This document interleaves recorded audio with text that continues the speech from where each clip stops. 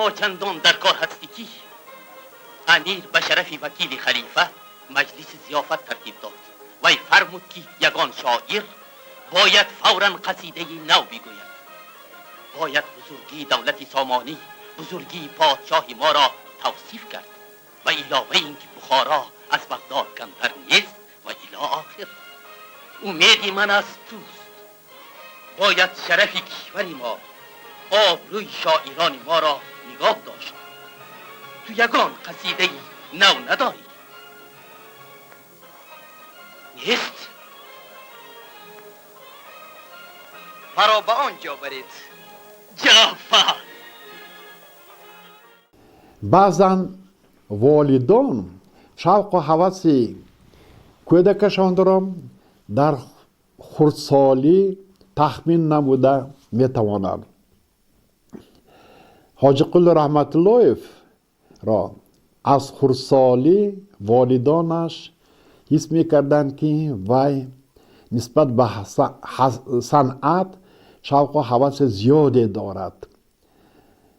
در حوله رحمت الله آنها توی می رفت و زنها علایده، مردها علایده خرسنده داشتند. حاجی قلی 7 ساله به سرش چاینک پوشک را پوشیده، رویش را با سیاهی دیگ اندک رنگ کرده، در گردنش یک تا زنگوله بسته و همین معرکه زنها در آمده شوخی بازی میکند و وقتی که وی برآمده ایستادگی بود یک زن گفت این پسری میرزا رحمت الله کو اینه بینیده چخیل وی بازیگر بوده است. گفت من همین طور حاجی قل رحمت الله گفتم ممکن است که هنر اکتوری را از خردسالی آرزو میکرد. بعد وقتی که وی کلانتر شد در دارالمعلمین تحصیل میکرد. در بخارا تئاتر فارابی به نام فارابی تأسیس یافت. این تئاتر حالا دولتی نبود، یک هوسکاری بود. از شهر باکو یک آذری، یک کارگردان پیدا شد و خواست که مسحکه ملی خودش آرشین مال آلان را در همین جا تهیه نموده نشان دهد و برای تهیه این اثر چندین هوسکاران را جلب نمود. سال 22 البته دخترها حالا در صحنه برآمد نمی کردند، بنابراین در آنجا یک چند رول های زنانه بود که آنها را به هوسکاران جوان تقسیم نمود و رول آسیا به حاجی قل رحمت الله سپارده شد. من همین طور این سپکتاکل در تهیه ریژیسور آذری آماده شد، بعد نشان داده شد، موفقیت پیدا کرد. سپس حاجی قل رحمت الله در دیگر دسته های هوسکاری که در همین شهر پیدا شدن اشتراک کرد و سال 1924 بختش تافت. همان سال برای استودیوی ازبکی نزد انستیتوتی به نام استالین شهر مسکو دانشجویان کفت می شدند. در بین هوسکاران رحمت الله حاجی قل هم در روی خط قید کرده شد. همین طور یک گروه دانشجویانی که از تاشکند و از سمرقند و از بخارا گرد آورده شدند برای خواندن به شهر مسکو فرستاده شدند.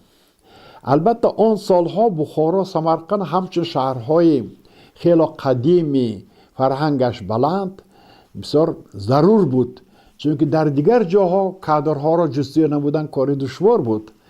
بنابراین که از بخارا 9 نفر داوطلبان جلب کرده شدند، البته همه آنها تاجیک بودند. خوب بنابراین در استودیوی ازبکی شهر مسکو نصفش اگر ازبک ها باشد نصفش تاجیک ها بودند. بعد ختم این استودیو تاجیکان در تئاتر ازبکی به نام حمزه به کار قبول شدند و در تأسیس این تئاتر دولتی ازبک رول خیلی کلان بازی کردند. سالهای خانش در مسکو برای حاجی قل رحمت الله یک سنجش بزرگ بود. اولا اینکه همه آن جوانهایی که به این شهر آمده بودند یک دنیای نو در نظرشان گشاده شد.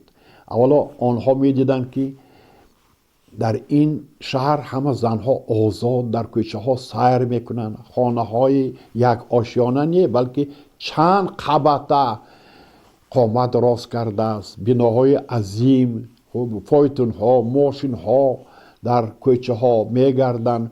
همه همین نویگری ها یک دنیای تا الها ناشناس را برای آنها پیشکش نمود.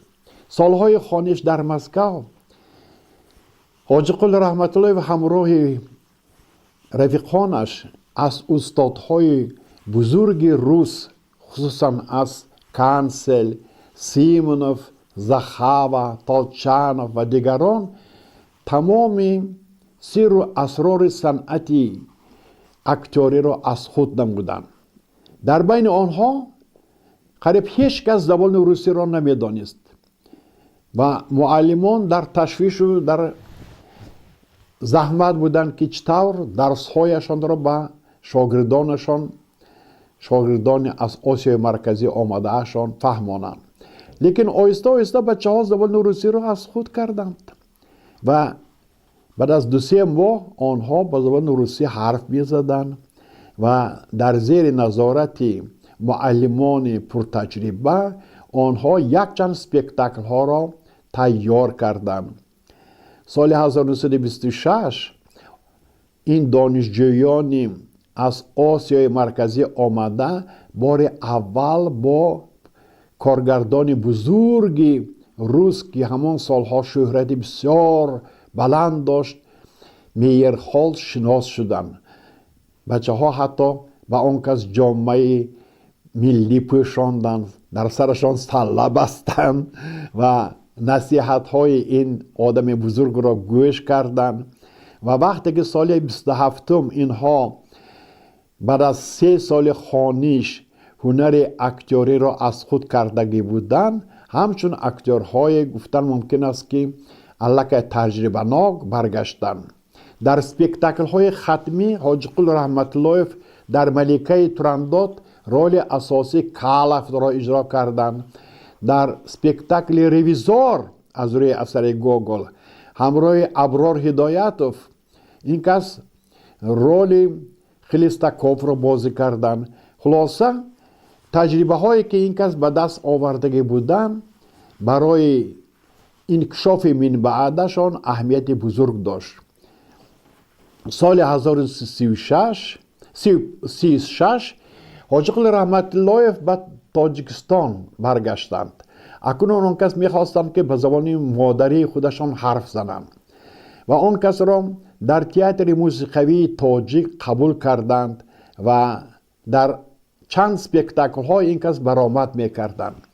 همینطور در شهر استالیناباد آن کس در تئاتر ملی تاجیک آیسته آیسته نام برآوردند، از بس که تحکرسیشان مستحکم بود، از بس که دانش مخصوص تئاتری در مسکو به دست آوردگی بودند و این کس یکی از اولین اکتورهای بلند اختصاص تاجیک به شمار می روند. این کس تیز در صف پیشقدمان گذاشتند. سال 1941 وقتی که تئاتر به نام لاهوتی در شهر مسکو یک چند سپکتاکل های خود را نشان داد، رحمت الله در همه آنها بند بودند. خصوصا روز اول گشاده شدن دهه با سپکتاکل کلتکداران سرخ این موفقیت تیز به آن کس شهرت آورد. در سپکتاکل کلتکداران سرخ نقل کرده می شود که چطور دسته ابراهیم بیگ سال 1931 به یکی از حدودهای سرحدی ما، دهه‌های ما هجوم آورده، خواست که دولت پیشتره امارت را از نو برقرار نماید.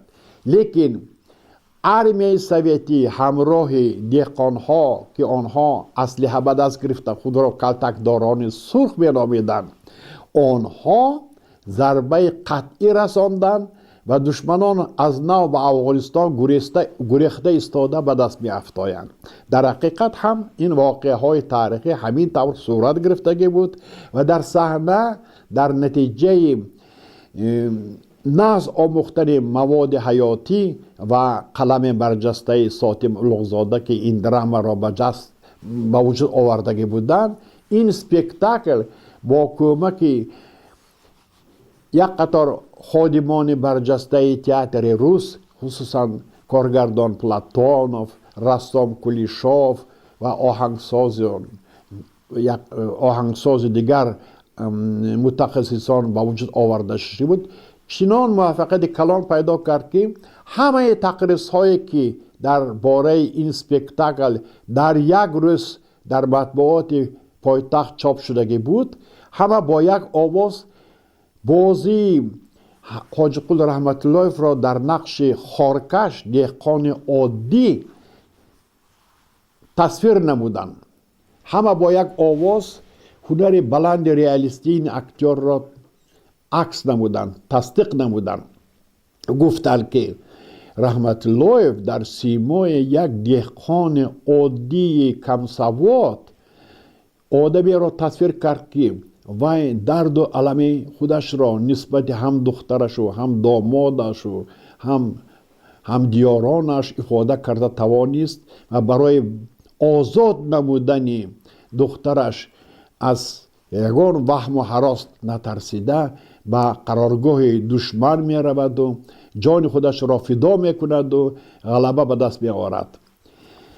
بدتر رحمت الله در تئاتر به نام لاهوتی همچون اکتور شناخته شدند که بسیارتر در رول‌های حالت روحیه یعنی پسیکولوژی بسیار جالب بودند. خصوصا موفقیت آن کس در پیسه های ملی بسیار برجسته بود. ما اینجا در تحماس خوجنده باید اجرای آن کس را در نقش امیر خراسان باید قید نماییم. این سپکتاکل یکی از بازیافت‌های خیلی خوبی تئاتر در سالهای جنگ بزرگ وطنی بود که مردم تاجیک سالهای هجوم استیلاگران عرب همه متحد شده ضد این دشمن مبارزه میبرند و برای دشمن را نیست نمودن همه قواشان را سفربر میکنند. امیر خراسان در اجرای رحمت الله همچون یک حاکم بیدادگر، یک اصطلاحگری که به سرزمین تاجیکان آمده بسیار وحشیگری ها، بسیار خودریزی ها را می آورد. رحمت الله در کلاسیک هم هنر بلند خودشان را نشان داده توانستند. کاسیا در اوتلو، گلوستر در شاه لیر و لورنسو در رومیو و جولیت از بازیافت‌های بزرگی این هنر پیشه به شمار می رود. من درباره لورنسو چند سخنی گویم. لورنسو این روحانی است، طبیعت شناس و آدمی دیندار است، لیکن بسیار شخص پیشقدم، بسیار آدمی دانا می باشد. وقتی که جولیت و رومیو که اینها از دو قبیله های به هم دیگر زید دشمن ها می باشند و عهد و پیمان کردند که زن و شوهر شوند و آنها روستی از همه در کلیسای لورنسو آمده از این پیر خیرتمند التجا می کنند که آنها را نکاح کند. این پیر خیرتمند به هیچ مانعگری ها و دهشت ها، ترس و واهمه ها نافتاده میداند که این آدمای نو میخواهند که با واسطه عشق خودشان این قبیله های دشمنانه را خوفناک را به همدیگر آشتی سازند. من برای همین هم در این رول رحمت الله آدم بسیار زیرک، بسیار شخصی دانشمند را نشان داده توانست که جوانان را دستگیری میکند و آنها را در انتخاب راه خود فاتحه میدهد و از بس که همه نقشه های و جامعه عمل نپوشند و این جوانها با فاجعه گرفتار میشوند، در آخری اثر و تمام فاجعه به سر آمده را نقل نموده باعث آشتی شوی قبیله های به همدیگر ضد بگردد. یکی از بهترین آفریده های حاجی قل رحمت الله این رول مونتانیل در زنبور نام اثر بیزوال واینیچ می باشد. این سپکتاکل سال 48 نشان داده شده بود و رحمت الله در رول روحانی مونتانیل برآمد نموده. پس از چندین واقعه های زیادی خبر می‌یابد که یعنی باطناً قائل می شود که ارتور پسر وی بوده است و وقتی که ارتور را به قتل می رسانند این روحانی ضد دین برآمده تمام دوریگی و منافقه های این شخصان را فاش بکند. همین منالوگ در اجرای رحمت الله بسیار در انجام سپکتاکل تاثیر بخش بود و تالار تماشابین را به گریه می آورد. رحمت الله نه تنها اکتوری که بسیار هنر بلند داشتند، هنر تجسم کاری را ناز از خود کردگی بودند. در یگان رول آن کس عذاب نمی کشیدند. همه رول هایی که به آن کس سپرده می شد حتما این رول ها از درون اکتور ریشه دوانده و تماشابین تاثیر می نمود. حاجی قل رحمت الله را ما همچون اکتور زبردست یعنی نامدار تنها نمیشماره و بلکه کارگردان هم می باشد. از سال 1938 حاجی قل رحمت الله در تهیه بسیار سپکتاکل ها اشتراک کرده است.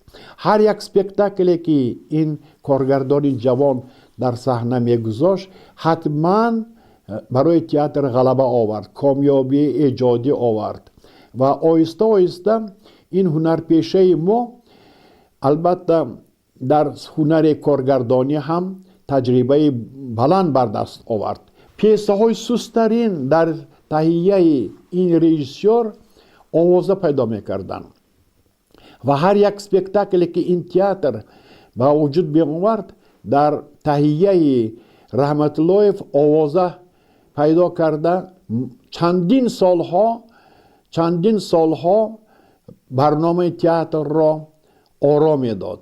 یکی از همین خیلی سپکتاکل های آوازه‌دار آن کس امتحان بود که این اثر فیض الله انصاری را رحمت الله سال 1958 در صحنه گذاشته برای هم نویسنده هم برای تماشابینان جوان یک تحفه ارزنده پیشنهاد کردند.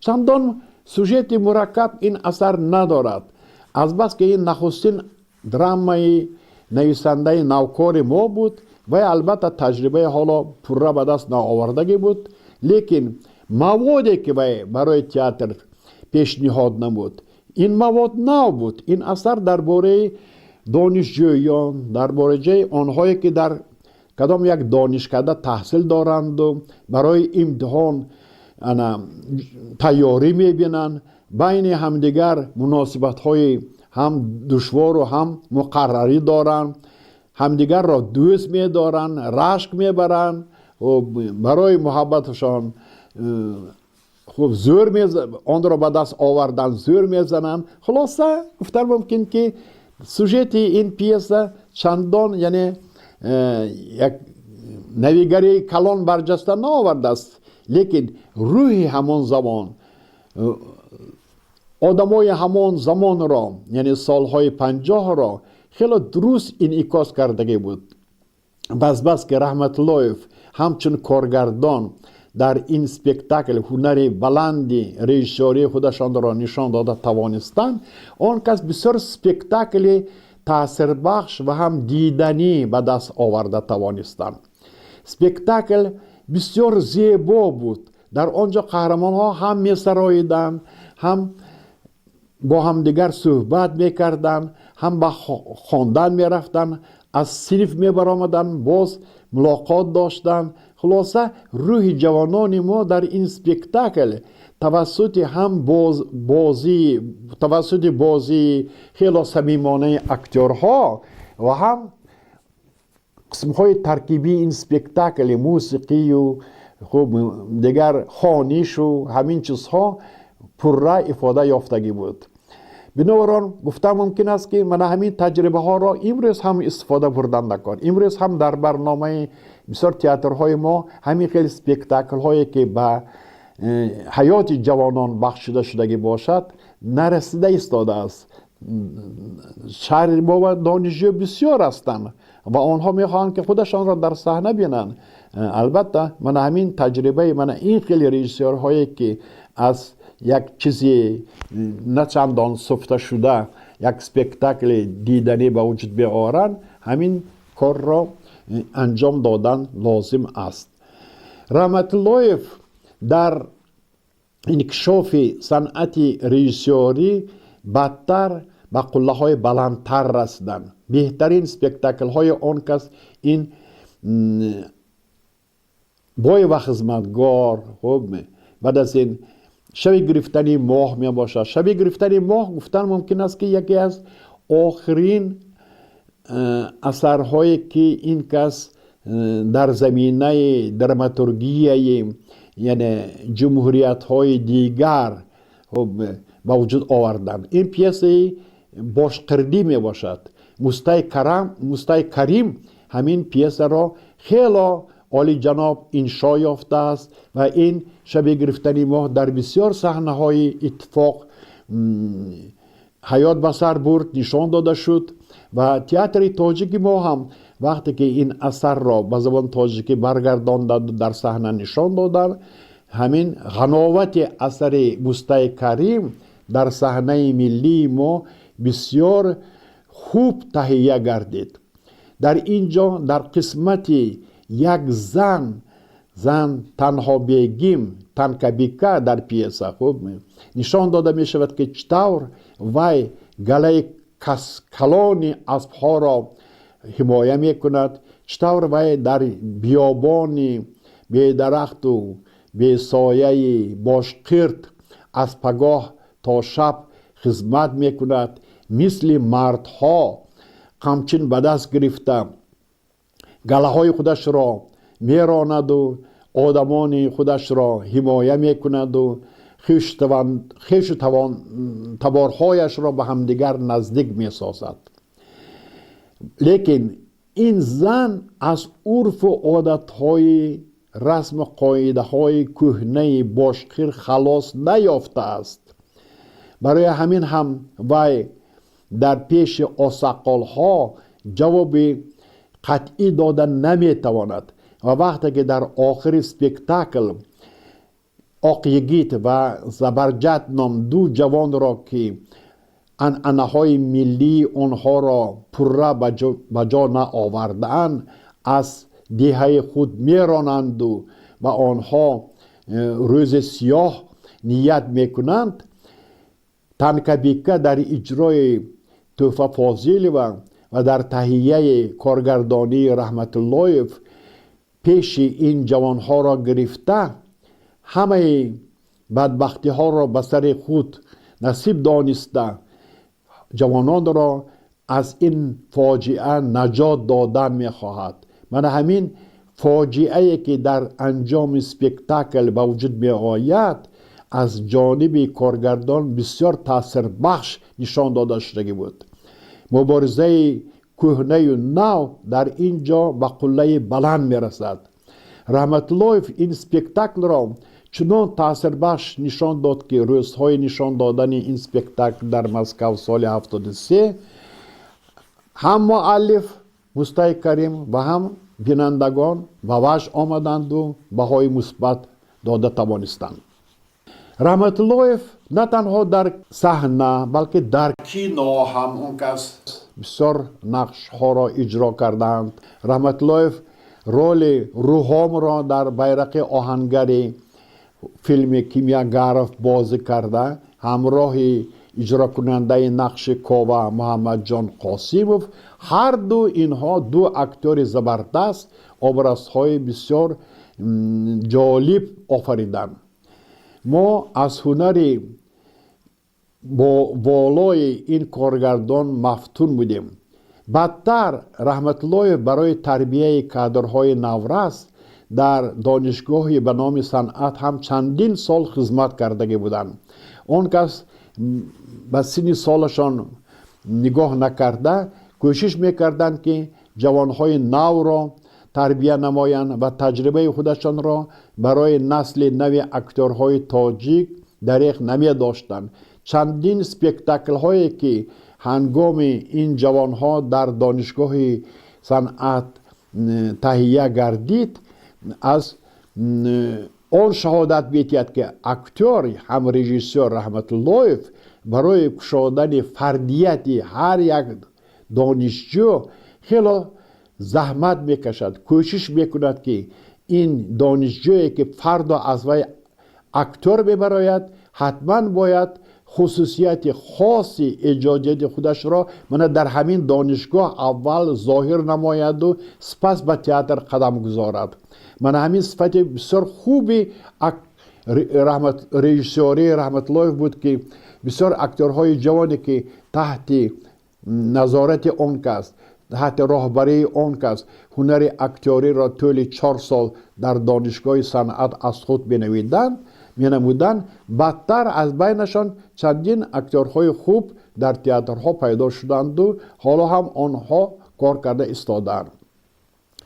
حاجی قل رحمت الله همین طور یکمین اکتور بلند اختصاص، اولین شخصی می باشند که سالهای دشوار برقرار یافتن حاکمیت شوروی با ناراضگی پدر و مادر نگاه نکرده با رازگی خویشتباران دستگیری آنها جرأت کردند که از بخارای فئودالی، از بخارای عصر کهنه خلاص یافته به شهر دور به مسکو روند و تحصیل آموزند و در همانجا اولین اکتور بلند اختصاص گردند.